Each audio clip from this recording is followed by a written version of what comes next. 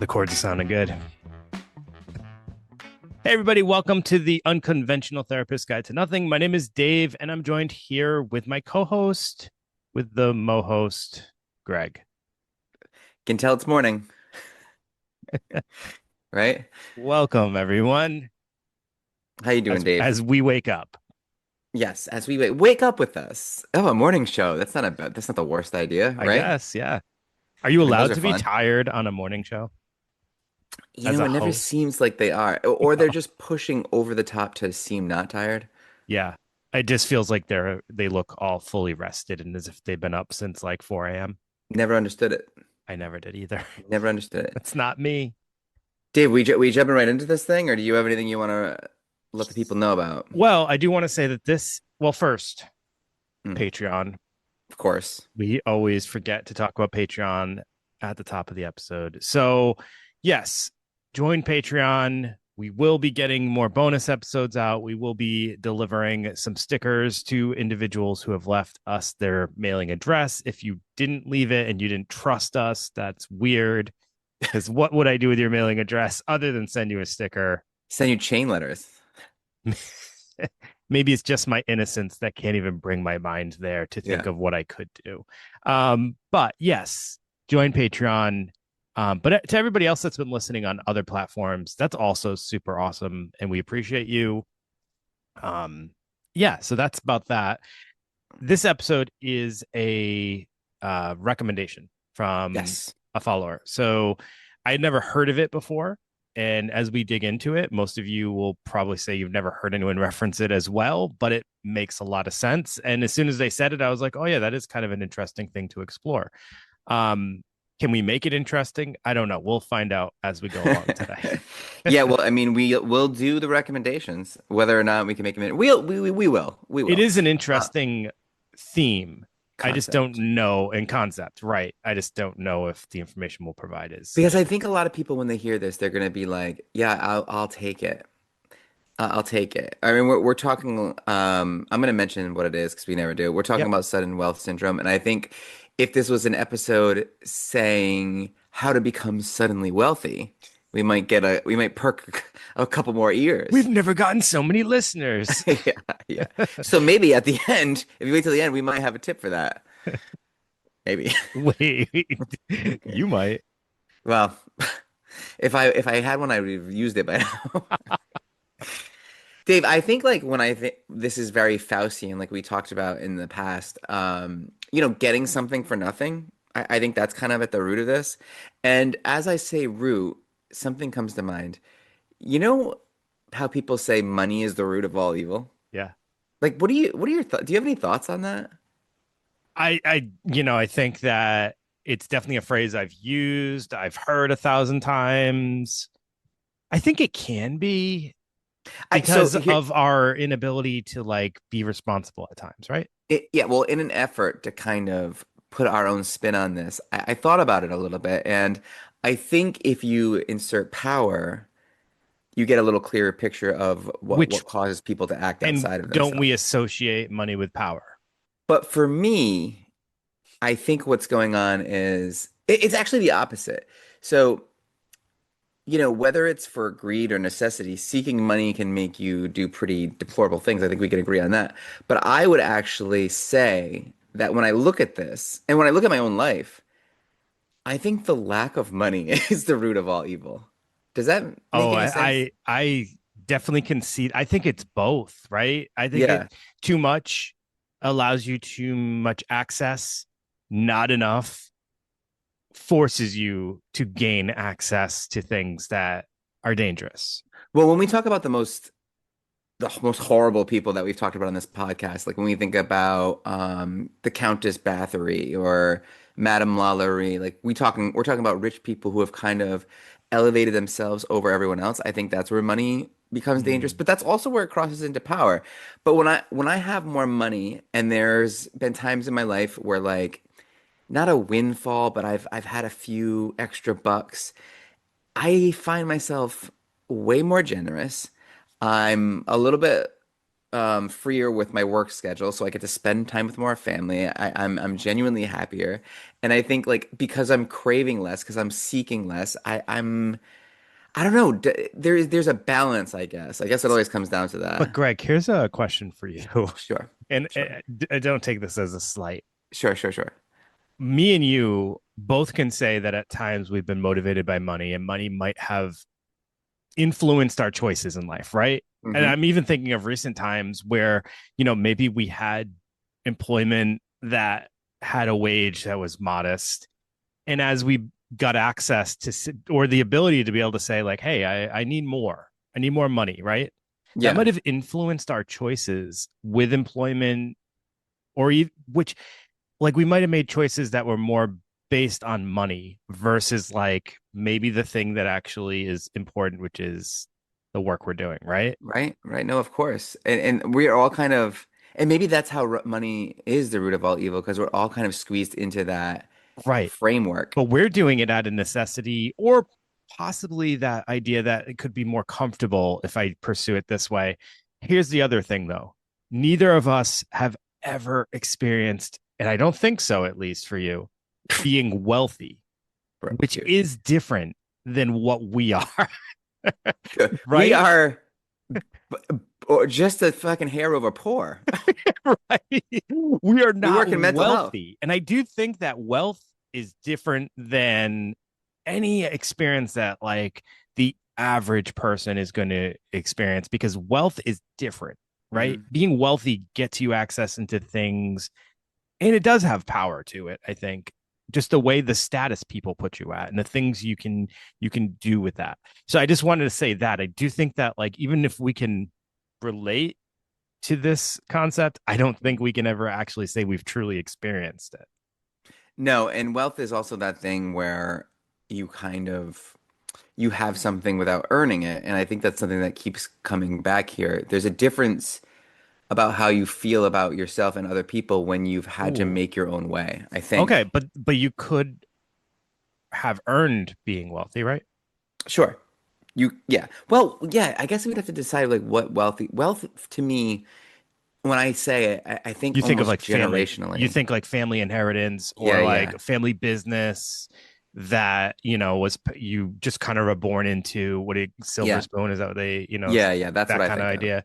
Yeah, but then, there's other examples of people who have literally worked from the ground up to Mm. get wealth, right? I wonder if there's a number on wealth. Like, what's the wealth number? But yeah. And then I guess that the thing that would separate this is we're talking about sudden wealth. Yes. So if it's sudden, that does mean, like maybe it was an inheritance, or something that caused it to happen versus like you worked your way to this wealth. So that will be where sudden wealth syndrome Uh, differs from other kind of wealth. right. So like you hit the lottery, your podcast blows up, you all of a sudden, like rookie of the year, you can throw a 1,000 mile an hour fastball. Mm. But is there a price to pay for this? Like Yeah, athletes. athletes, Athletes. for I didn't sure. even think of a lot of that, Oh, of how course. Yeah. they go from nothing to something very fast. Yeah, like this shift in your socioeconomic status, Now, that is will it mo money, mo change. problems? I believe so. I do believe that will change with athletes, as they're now starting to make endorsement deals from a college level, right? So they'll more slowly build to wealth, but still is that healthy, and they're super young. So And where's I all don't. this money come from? Like when I think of how many Instagram stars there are and TikToks I and know it feels like so many like YouTubers and stuff like that they're all are rich. are buying houses with their YouTube money, and I'm like, how many of you get to do this, and why am I not there? Well, Yeah, what? What? and then my shame kicks in, Yeah. and listen As to and last week. dip back into last week. Yeah. So, Dave, let me define this thing for you. So, sudden wealth syndrome is the collection of emotional and psychological changes such as anxiety, stress, guilt, and I think most interesting to me is identity crisis that Mm. can occur after unexpected financial windfall, like we said, inheritance, lottery. And this is, a real phenomenon that can lead to poor financial decisions, social isolation, and, in terms of our interests, mental health struggles. So I think of this, and I think also the identity crisis portion of it, I think is pretty interesting. And I also think, imagine you do get this windfall. Like you have to remember, oh, now I buy this huge house, buy these huge cars, and I have like a staff. How fast can you go through this money? I mean, that's another thing. You have to Right. you have to know how to have money and make it grow. I mean, not that I would ever have, Yeah. You but know, let's. I just thought of something as you were saying that. So I worked with this kid Mhm. who grew up, mostly in poverty, using the child protective services stuff, bad upbringing, was hit by a car. And because he was underage, I think he was like 16, he was getting the money from, I think they sued. That all happened before I met him. So this was already in place. But like, I forget how often it would come in. He would get this large chunk of change, and it was some crazy number, and it would be gone in weeks. Yeah, could come in with a fur He coat, would like hang buy, yeah, out. he'd buy Jordans for him and all of his family. And I'm like, why are you doing this? It would drive me nuts because I'm like, this money could be used for so much better. And here you are. Every time this allotment of money would come in, you're just sitting there buying. And like, it was his family would come around every time they knew, which we'll get into, I'm sure. Every time they knew the money was in. Yeah, Dave, I think you and I often like hear you talking about something and like I feel how responsible and I just know I feel like I know that you're financially responsible Oh, and I'm everything like frugal that. as hell too. Yeah. Dude, you want to know what? You want to know who isn't? You want to know who would be just like your friend?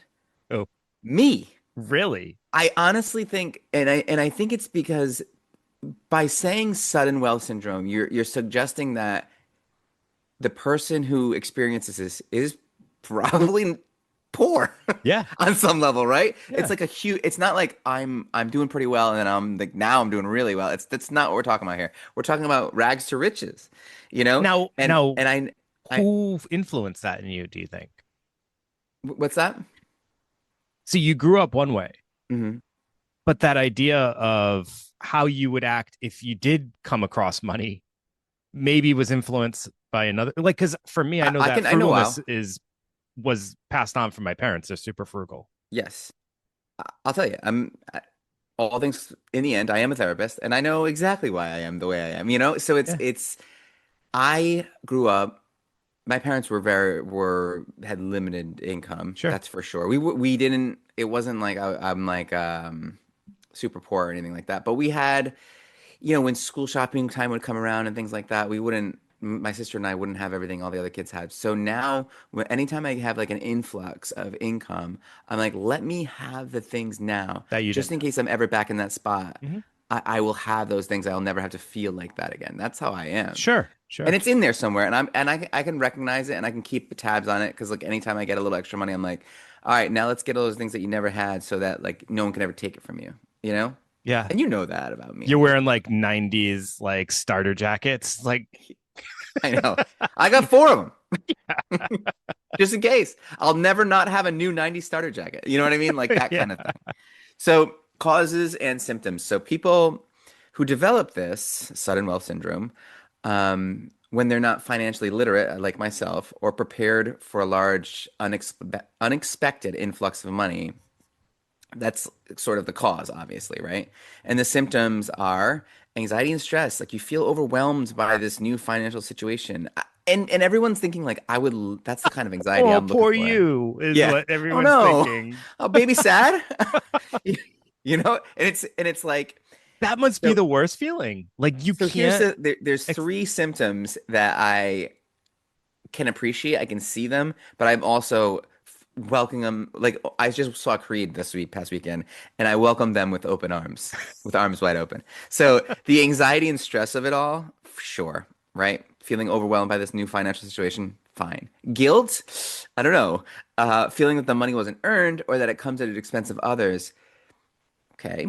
And Mm, isolation, feeling disconnected from friends and family due to life change. Now, this one's going to be interesting because, and I'll let you get into this a little bit yeah. because I think this is isolation in a different way. You're not going to have lack of people around you.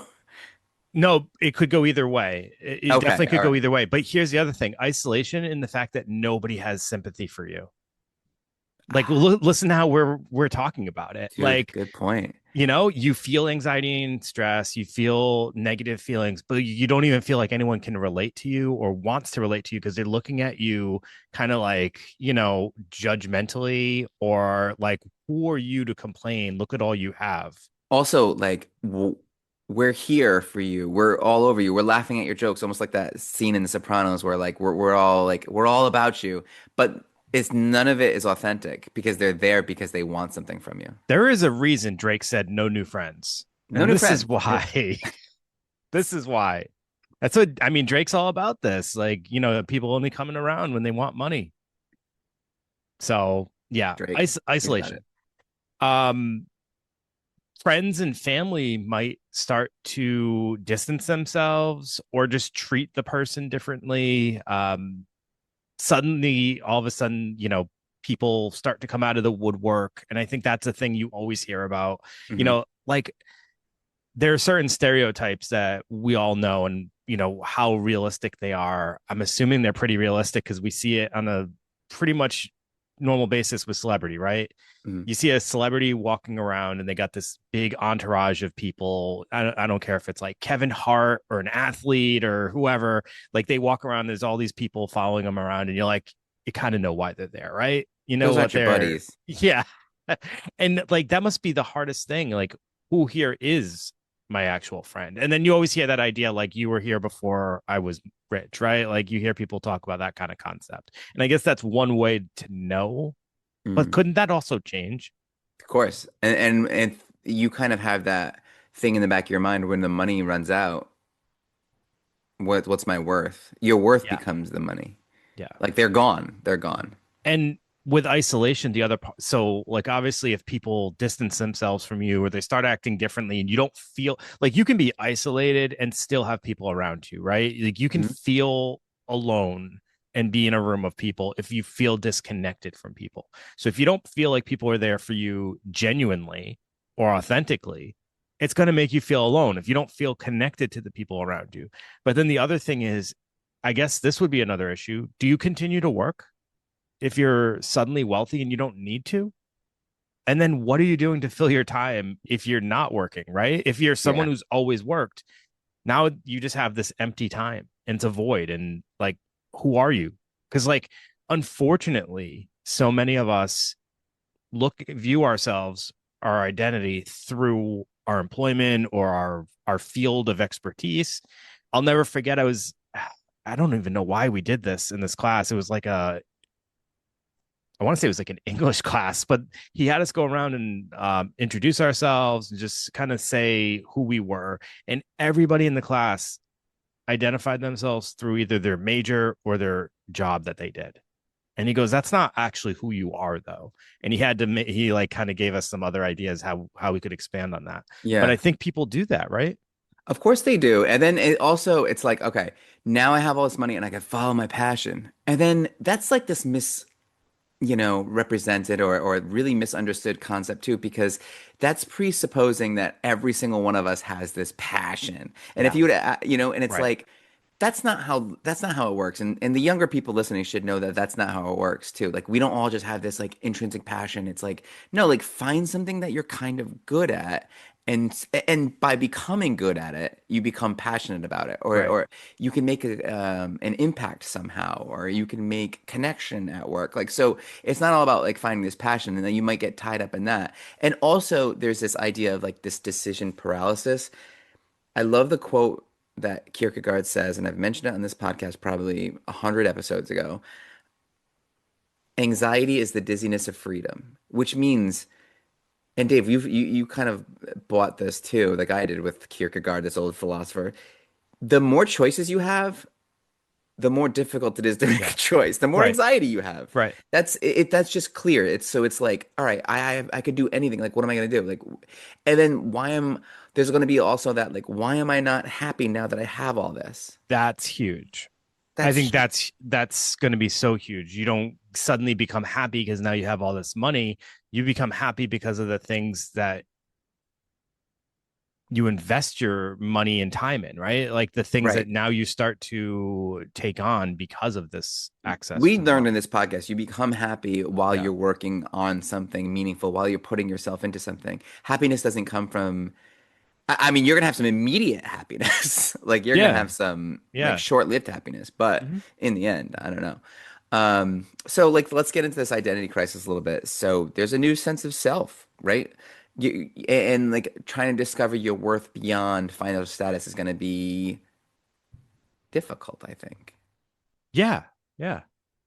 Yeah. And then like you suddenly feel different than the people that maybe you've always felt similar to Hmm. or identified yourself through, which I mean can happen with or without money. I think we've talked about this. Sometimes even just like the aging process and the growing process. Sometimes you can like look around and be like, I don't even know why I'm friends with these people. Like I have nothing in common with them if they're Yeah. like friends you've had for a long time. Sometimes but like this is a sudden change now. Like suddenly you went from one thing and now you're another thing, and now you don't necessarily identify with the people that you're surrounded by.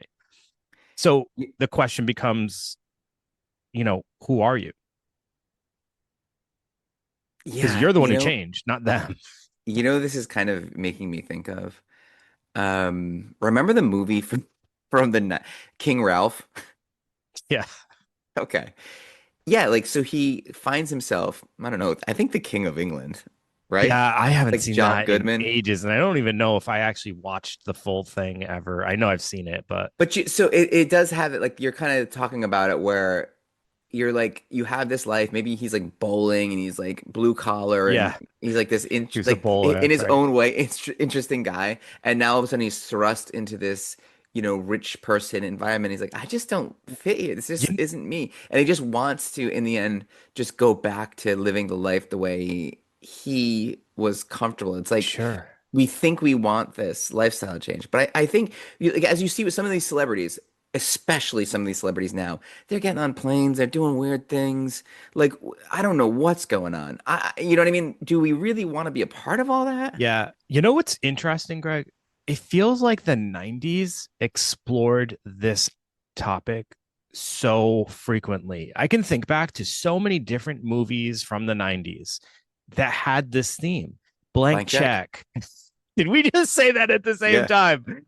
yeah. Rookie of the year. There's but like this idea of people suddenly stumbling on wealth felt like it was like a topic that we were always being like exposed to back in the 90s, right? Like it was just a theme that was just very present, and I don't think we talk about it as much anymore, but we do talk about it's almost like we want to stop warning people so we can watch their demise, because now all we do is talk about celebrities that go off the deep end. So like I'm saying, these Instagram newly found wealth people are filming celebrities who have gone off the deep end. It's like almost like this thing that's like eating itself.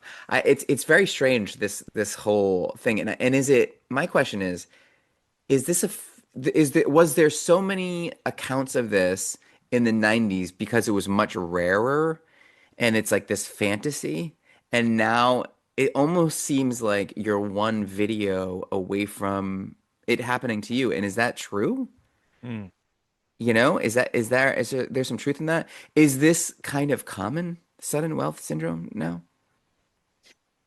It could be. It very much Sudden could and then be. rapid wealth decline, that should be Sure. another part of Yeah. this, right? And let's talk about how that would happen through like poor decision making, like how your friend would do it, showing up to your kid's soccer game with like fur coats and rims and you're just Yeah. making these like hasty decisions about lending money to your friends, all this. And I think about some celebrities, like when we're talking about this, for some reason Justin Bieber keeps coming into my mind because he's someone that we watched get money at a very young age, right?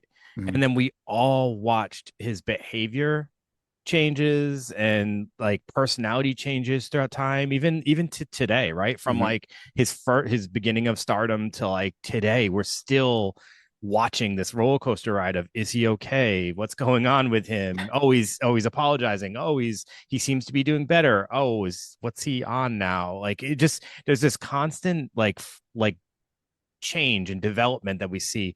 And it's like, was it because he never really like was educated on what to do when you get this stardom, when you get this wealth? Is it because of the wealth, or is it because of the stardom? I don't know. Can you, can it be more because of like the publicity? And then you think of P. Diddy, right? And all the like behaviors you hear he was doing. Talk about money as power, right? More money, more problems. That's Yeah, him. right. And would he have been this thing had it not been for the money? And the money influences your choices 100% if for someone like him, because of the money he can bribe people, he can keep Hmm. people quiet, he Hmm. can make you disappear. He can he can perpetuate his he can do behavior a lot because of of it. things because of his money. So yeah, you get that sense of, I have all the power in the world, no And one's going it's to come also after me. interesting, like, because they both, I mean, face it, Puff Daddy, P. Diddy, whatever, he was rich young, and Bieber was rich young. And, you know, I think that building character, as we've talked about in the past, comes from resistance and constant resistance and struggle and overcoming difficulty. And if Right. you have to stop doing that at a certain age, then you have to stop building character and you lose, I don't know, I guess you can insert like soul instead of character, right? Sure. And Sure. empathy and difficulty and you lose all that and you're out of touch with it for so long that you are yourself a Yeah. lost soul. And So the other thing, I guess, to compare this to is for sudden wealth individuals that we're describing, maybe it's less about celebrity and it's more about like if you're inheritance, you're not in the public eye then. yeah, So your behaviors will change in a different way, probably a more subtle way or a less egregious way than some of the things that we might see from celebrities, but it still could change. You could still, like you said, if you're not constantly working on something or working towards something and being challenged, you're not really growing, right? So then that's it. you have to Yeah. find ways to grow. And I've seen this with people. Like there are some people who have or like inherited money and they're still very good people. Like they, giving back, finding ways to like, build their character through the endeavors that they're doing with their money. And yes, still enjoying the luxuries of their money. But that's something you have to intentionally do. That is.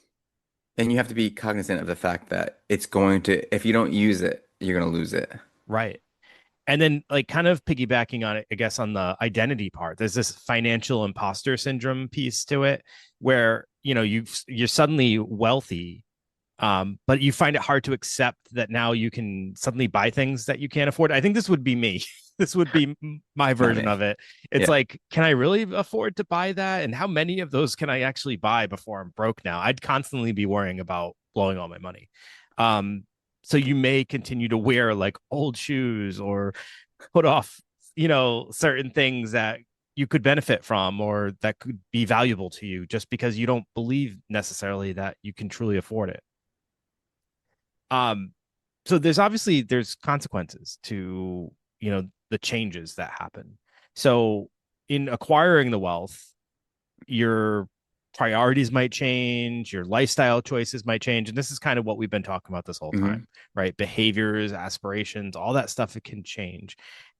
It can also create this sense of like responsibility, purpose, and like carefulness um, for these individuals that what would I guess would be a positive change, right? Like that wouldn't be the worst thing to have a little sense of responsibility and purpose. Right. But if you don't have that, then that seems like you're kind of living almost responsibility free, which is kind of a dangerous thing.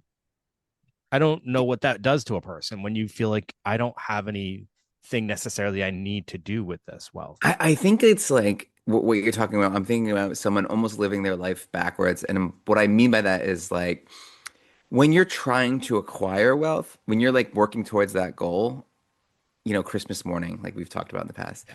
then you're working towards something. You're working up, stepping up, moving towards.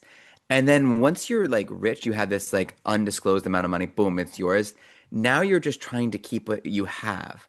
So it's like it's a different approach to life, right? So you're not grasping towards and moving towards. You're trying not to move away from, which is it's a different thing. I don't know if I'm explaining it right, but it's like I have this pile of of gold and I'm using it every day and it's not getting any bigger. Like if it was the opposite, it's getting smaller. So it's like you're living your life losing instead of living your life gaining, Right, right.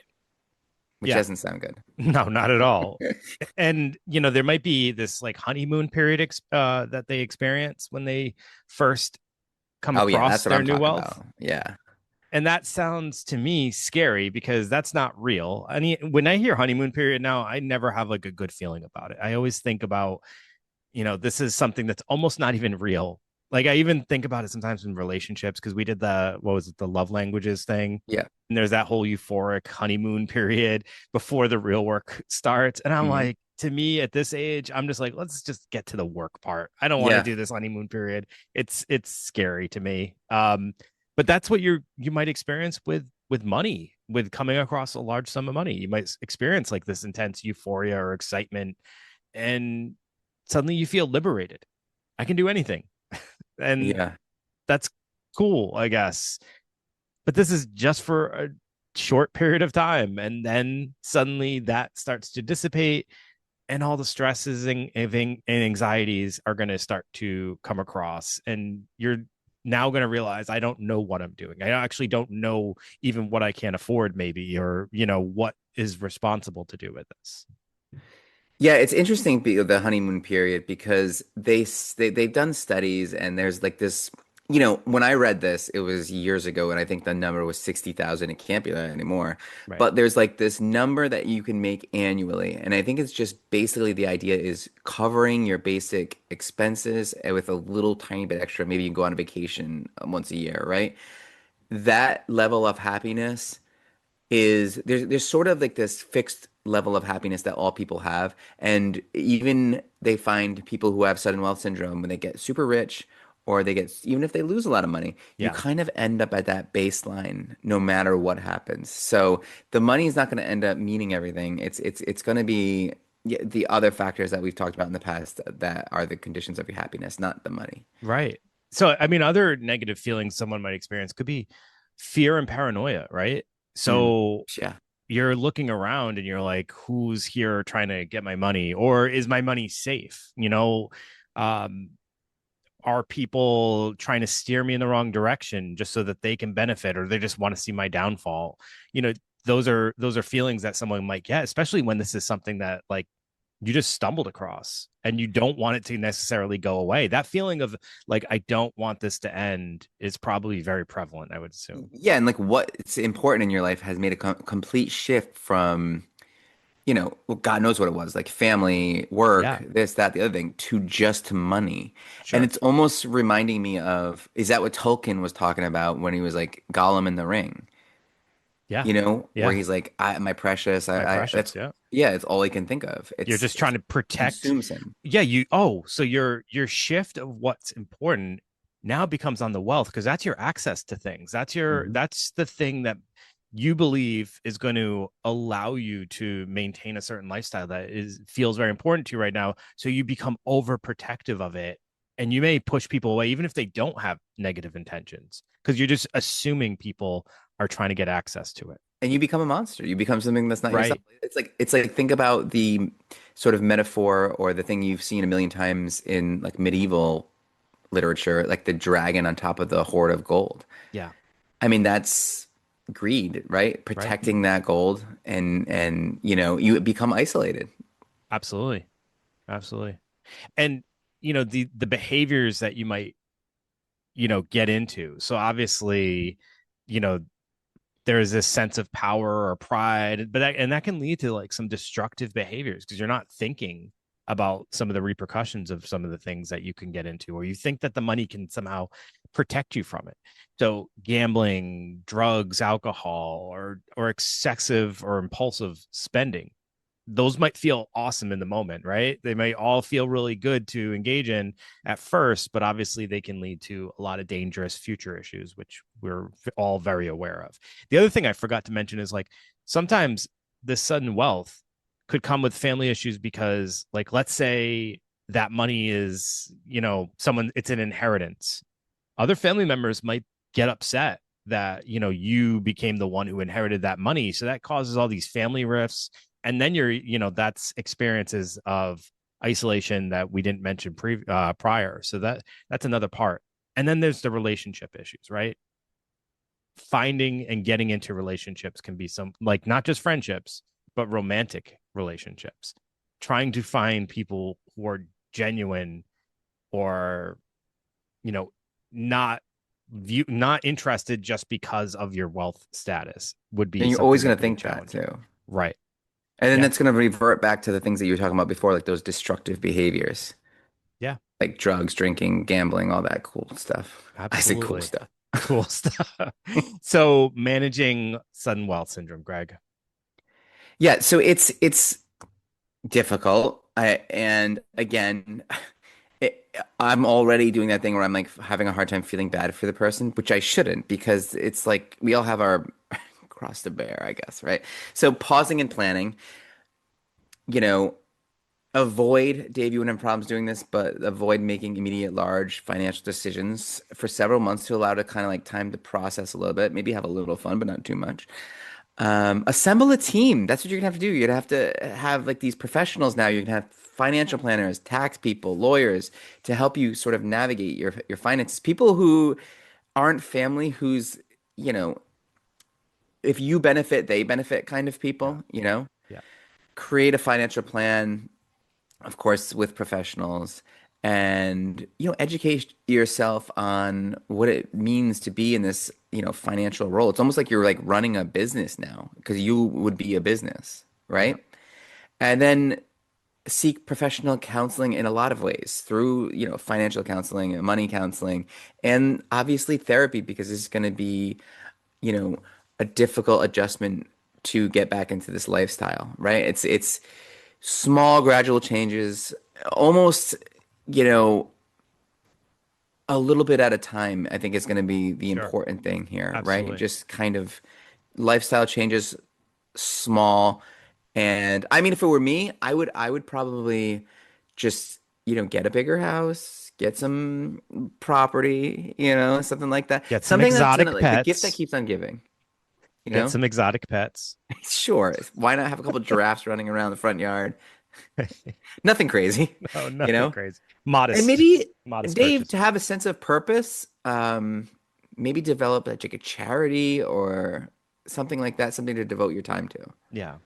I think that would be good. The only thing that like makes I guess this would be the part that makes working on sudden wealth syndrome even more challenging is all those things you described are super boring compared to going out and spending my money frivolously, right? Yeah. So like it must be tough for someone to like actually work on it when now you have access to all these things that are so much more fun. Like I could Yeah. do all that work, or I could just, go take a trip to the Bahamas, or Which, which like that might, relax. that's And your honeymoon phase. yeah, That's your honeymoon phase. And I think that's okay. I think that people, they're like, I just got to get away. That's probably their response to everything. I just got to go take a trip, yeah, yeah. I just gotta go get a villa in, Tuscany. the Amalfi Is that Coast. something they do? I don't even know. I don't Money, even know what no. rich people do. What do they do? What do they do? I don't even know. I don't even know what's rich people stuff. I have such blue collar syndrome that like I go into like a fancy restaurant and I don't ever feel like I blend in. I feel like people just can see the blue collar under my whatever You're probably collar. wearing a blue collar. That's probably why. Probably. Why In to a wear this horror blue shirt? t-shirt and shorts. Yeah. Wait, you're wearing a Freddy Krueger shirt. That's why, Dave. Why is everyone staring at me? You gotta be like my cousin. We come from a very blue collar family too. Who, like, if it's like an event, he'll wear a t-shirt, the t-shirt that has the bow tie on it. He will Awesome. literally pull that, which is interesting. So he would have some real Yeah. struggles. Oh yeah. He's toast. Yeah. So let me give you a couple of these cool cautionary tales because everyone's like, what are you talking about? So Timothy Schultz, he wins the Powerball in 1999 at age 21. That's a young age to win it. He experienced a lot of guilt and isolation. He says, quote, I felt like a walking ATM to Ooh. his friends and his family, and he struggled with new relationships. He eventually returned to college. It's like after like years of doing this, he's like, I want to go on the journey I was supposed to go on. And that's what he I love he that. kind of did. Do you want to read the Billy? I wonder if Tim Schultz was related. Was it Charles Schultz from Peanut? The illustrator of Peanuts. I don't th I don't think so. I think he would have been having some wealth. Yeah, I was like, maybe he was. Yeah. All right. Anyways, Billy Bob Harold Jr. Billy Bob Yeah, you know Billy Bob. Well, with an IE. Billy with an IE. I like that. The former Home Depot shelf stalker won 31 million in a Texas Lotto in '97, but blew it in just 2 years buying houses and cars for himself and family members. The stress of his new life led to his wife leaving him, and he took his own life. Oh, less than 2 years after his win. And I'm sorry, I made fun of his name. Now I should have read that Yeah, no, before I didn't actually read the saying bottom it. of that one either. But Yikes. but yeah, see? Now it's Whoa. not so funny that like this stuff can be really you can imagine how you can like almost see that Damn. as a movie happening. Like his wife is like now his wife is like access to like real rich people and he feels like an imposter and I'm not really like them and I'm just you know what I mean? You could He's see not this just like happening. skydiving with Elvis impersonators, right? Do you remember that Absolutely. Nicolas Cage movie? Mhm. What was that? Uh 500 miles to Graceland or something? No, no, no, no, no. Leaving I Las don't think. Vegas? No, that's a different one for No. sure. But that's another '90s movie that's about sudden wealth. Because don't they win the Leaving lottery in Las that? Vegas? No, that's the Honeymoon in alcohol one. Vegas. Honeymoon in Vegas. The Is Flying don't Elvis. don't they win the lottery in that or something? Or am I thinking of a Um, different movie? There's no, like I a think waitress who wins the lottery. No, yes. Is another that '90s movie. that was a great one. There was a Yeah, the lot of guy, movies yeah, like that, Nicolas like the Cage goes into lottery. a convenience store and says, "If I win, I'm going to split this with you," and he comes back and does. Yes, that's what it is. Yeah, yeah, Yes. yeah. Right. Yes. I think They be it's they be loving some sudden wealth syndrome in the '90s, right? yeah, and I think it's what's her name? I think it's Sarah Jessica Parker. Oh, maybe. Big pull. So let's do one more of these, and then maybe we'll get into a couple of athletes if we have time. Jack Whitaker, after winning 315 million, now that's a serious one, $315 million Powerball jackpot in 2002. So we're talking like $1 billion. Whitaker's life was plagued with misfortune. He had hundreds of thousands of dollars stolen. His granddaughter died from a drug overdose, and he was arrested for driving under the influence by 2009. He was broke. I mean, easy come, easy go. Yeah. I mean, Even really. even like so I know we think about lottery winners like that, but like I know athletes have the same issue, right? Yes. Because they're not exempt and they're making money over maybe a period of time, but I mean in the bigger scheme of things, those durations of time are pretty limited because 30 is considered old for an athlete. So NFL and NBA players, Sports Illustrated reported that 78% of the former NFL players and 60% of them are either bankrupt or experiencing financial distress within a few years of retirement. And a short earning window, pressure to spend, and lack of financial guidance contribute to the problem. Off the top of my head, I think Antoine Walker, who is a long-term Celtics player, and he went bankrupt at some point shortly after because come to find out he had a gambling issue, I believe was the reason for him. Charles Barkley's like pretty infamous for having gambling issues over time, and Jordan I'm sure too. and Jordan as well. Jordan's um fine though. yeah, Jordan will always be fine. His name is attached to everything. I don't know if Charles Barkley ever experienced bankruptcy though. I just think it was pretty known that he had a gambling issue. I But can't like the remember. short earning window, that's Yeah. the thing there, right? You've got a little bit of time to make a lot of money. Yeah. And And they then over the and yeah. notorious overspenders, right? I mean, luxury Yeah, because I mean, cars, you get right out of parties. college, and for so many athletes, they're coming from impoverished areas, and suddenly you have money, and you want to, what's that stereotype of like buying their mom a house, right? Or Yep. and then they're multiple cars and things like that, and I know it's a stereotype, but so many times we've heard that to be true, right? Or we've heard that story over and over again, and at the time, it's like good for them, but also they're so young experiencing this. How can they make responsible choices? And who's guiding them? Who's guiding them? And then you have your, entrepreneurs and like there's this one that who made 24 million from an IPO, but lost it all within a few months, risky overseas investments. Like you're thrown into this world, this big money world. Right. And so the transactions that you're making, you're not using a few dollars a day, you're spending thousands a day. And it just when you have this limited amount that you're not working towards anymore, it's just the numbers just going down. I mean, you see it with inheritances, Yeah. you see it with like this COVID windfall. A person who received $257,000 bonus during the COVID-19 panic described a mix of disappointment and depression. Although the money was helpful, they also felt guilty for their success, which that one, 257,000. Now It's that's a not ton of really, money. I mean, yeah, but it's nothing in the bigger scheme of things. Right. That's I mean, And here's the thing that always gets me too, and this is like something I never can get over. When people talk about like, oh, well, when they won the lottery, yeah, but so much goes to taxes. I'm like, but still, yeah, you still are left with a good amount of money. I always think it's funny when people like downplay I know. people winning large sums of money. Oh, well, they don't get it all at once. So what? That's That's probably actually better. that's better for the person. But then they're always like, well, after taxes, it's not really that. I don't care. All right, let me ask you this, because two different minds here. When you win the lottery, I don't know if it's still this way, you would get lump sum or annuity. Which one would you choose? I mean, as a part of me that would just say lump sum, right? Yeah, Just get it all out of the way. that's I want to 100% opinion. know how much I have. Getting it over time could be beneficial if, It yeah, could be, but like, what if the lottery? My thoughts go like, what if like the lottery something closed, happens. something bad happens? Yeah, Yeah. I mean, either one would be fine. I'll they're take it. both good. They're both good. They're both Yeah. pretty good. Yeah. Yeah, Dave. I mean, I don't know. I don't know what else there is to say about this besides this is a problem I think a lot of us would love to try to see if we could work through. You know, Yeah. I know There's I wouldn't something mind. to like also, and maybe this is like maybe there's a future episode here. Like I have this patient who's wealthy. His Hmm. family's wealthy. He has, because of that, he's also has wealth.